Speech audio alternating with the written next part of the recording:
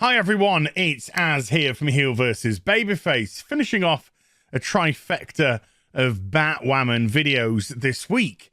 I thought I would go back to the beginning of the show.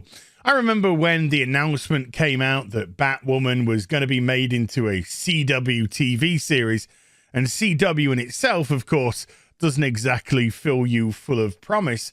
Ruby Rose was attached to the project, and whether you like it or not, she was a relatively big name.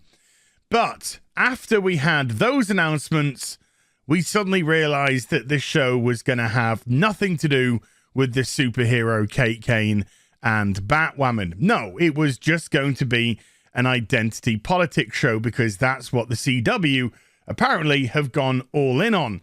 And in going all in on it through the Arrowverse and through their other shows, apart from seemingly Supernatural, with just the odd episode here or there being infected by it, the audiences have slipped off massively for these shows. The Arrowverse, the big two, Flash and Arrow, that would bring in audiences of over 3 million an episode, were suddenly reduced to below 1 million an episode. And if you see the later iterations of the seasons, they've really just given up. They're not even trying to pretend that these are a superhero show anymore. It's just feelings, tears, feelings, and tears. Which in itself feels rather insulting that for a network that admittedly wants to appeal to a larger female audience, that's all they think females crave. But there you go. When the first few adverts for it came out, Batwoman that is, it was very obvious what this show was going to be, with white males always seemingly the brunt of every snark, comment, joke, criticism, whatever it may be.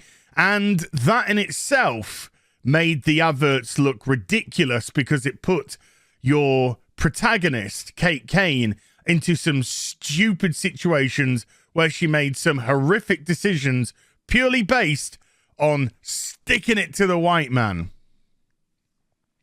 When the series actually began, there was no surprise when it turned out to be a mitigated garbage. But because this was classed as a progressive show with a pro-alphabet community message and diverse cast, then, of course, the mainstream media came flocking to its defense.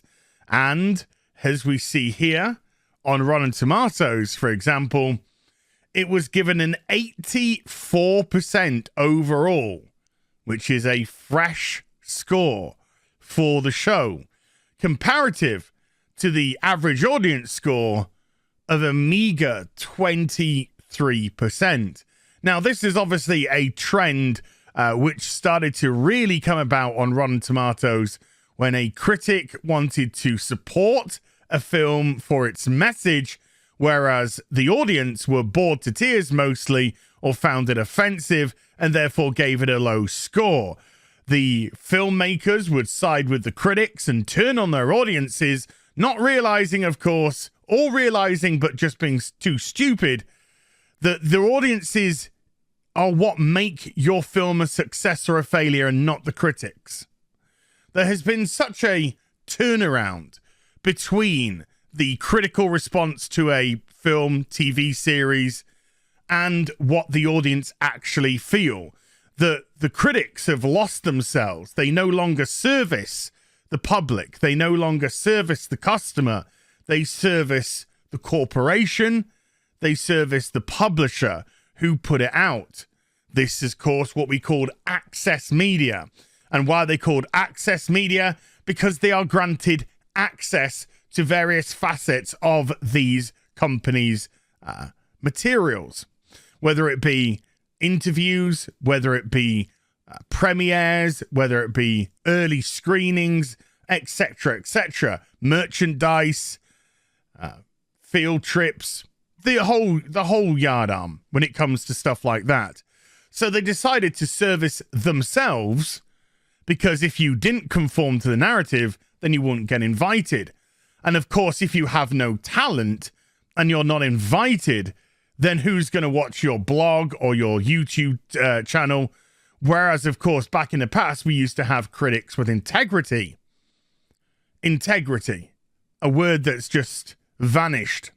So nowadays, you do tend to find that most audiences will actually turn towards social media. They will turn towards places like YouTube. They will turn to well-known bloggers, websites who will give them an honest opinion. And your audience is not afraid to voice their own opinion as well. But with Batwoman, and let's get back to Batwoman, because this is what it's specifically about. This show was on a road to nowhere. The messaging was completely lost in the show. The writing was absolute garbage. There was accidents upon accidents on set, leading to some horrendous injuries for some of the crew members and cast members, as well as the stunt people. And then Ruby Rose decided to quit the series after the first series, or get fired, whichever one it is. She left the series after one season. And the CW, after being heavily criticized for the first season, and let's just have a look at what those first seasons' scores were. A meager 51 critics turning out to give it an 80%, a certified fresh rating, and 8,600 audience members giving it a 16%. Yes, it really was that bad. So the CW saw this as an opportunity to further fortify, I think is the word that the left like to use, fortify themselves from criticism. And instead of replacing Kate Kane with another Kate Kane, they thought, hey, let's get rid of this white lesbian and replace her with a black lesbian. Twice the diversity, twice the protection. They, of course, had to create a new character, and herein lies the problem. You see, Batwoman isn't a show that develops characters. In actual fact, none of the characters in any stage have earned their roles. They've earned their positions. Everything has been handed to them. And when you hand things to your main stars, then they don't have character to grow. They have nothing to strive for. They have nothing to fail, and they have nothing to rise up from. They are automatically great and untouchable, which makes them dull, boring, predictable, and when you're given to a CW writing team, pathetic. So Javicia Leslie's Batwoman hit season 2. And of course, because we're now dealing with a person of color alphabet community member, POC LGBTQ plus 2AYA, YMCA, then they thought this is a perfect example. This is a perfect opportunity for us to virtue signal further. So once again, the critics went to bat for Javicia Leslie's, streaming her with praise. Oh, this is fantastic. We have a new character, a fresh character that we can do yada, yada, yada. However, when we look at the critics' response to season 2, only 18 critics turned out to gush over a terrible TV show's diversity quota. And with an audience score of 19%, this time around, 8,000 dropped off and only 648 could be bothered to post a review for season 2. Now, season 2 saw the ratings of the show plummet to some incredible depths. Ruby Rose's very first episode of Batwoman brought in 1.8 million, which in itself wasn't great as a premiere for a show. But looking back to how the CW has been losing people hand over fist, and from an audience perspective, that now turns out to be not too bad. And by the end of her season, she was playing around the 700 and something thousands, not particularly great. And yes, a huge drop off. But Javicia Leslie season 2 started off in the 600,000s and even dipped into the 300,000s a couple of times before the end of that season, with most of her audience somewhere in the 400,000s. The demo plunging at a rate of knots, just like the actual audience score. This, of course, was renewed after 2 episodes of season 2. How? Why? Nobody cares. If the CW are using this as a tax write-off, so be it. If the CW were using it to virtue signal, say, hey, we can't have a POC LGBTQ plus 2AYA, YMCA fail, we have to give them another series, then it was simply going to be throwing money down the toilet. We are now 5 episodes into season 3 of Batwoman season 3.